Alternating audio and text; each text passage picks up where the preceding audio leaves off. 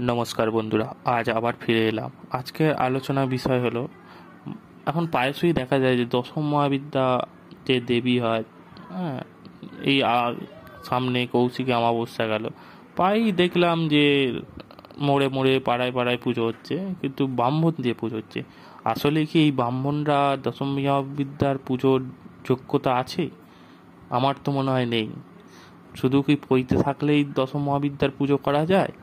তন্ত্র তো এই কথা বলেনি। তন্ত্রে কঠোরভাবে বলছে, দেবী তারার পুজো করতে গেলে অবশ্যই তাকে তন্ত্রমতে অভিষিক্ত হতে হবে, শক্তিমন্ত্রে দীক্ষিত হতে হবে, এবং যে ব্যক্তি তারা দেবীকে সন্ধ্যা দেখায় না, মানে তর্পণাদি কিয়া পূজা পাঠ করে না, দেবী তো তার পুজোই গ্রহণ করেন না, এরকমও উল্লেখ পাওয়া যাচ্ছে।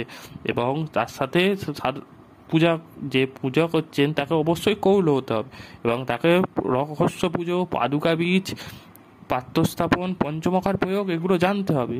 সাথে তাকে পাত্রস্থাপনের কথা বলা হয়েছে, সাথে তাকে তারামন্ত্রে দীক্ষিত হতে হবে, তবেই তো দেবী তারার পুজো করার উপযুক্ত হবে। এখন প্রায়শই দেখা যায় যে ব্রাহ্মণ শ্রেণীর লোকেরা কিছুই জানে না, গঙ্গা জল তুলসী পাতা দিয়ে দেবী তারার পুজো করছে। আসলেই কি পুজোর হচ্ছে? আমার তো সন্দেহ রাখে। ওই জন্যই হয়তো দেখা যাচ্ছে এখন এত পুজো করার পরও পুজোর কোনো ফললাভ হচ্ছে না। নমস্কার, আজ এইটুকুই।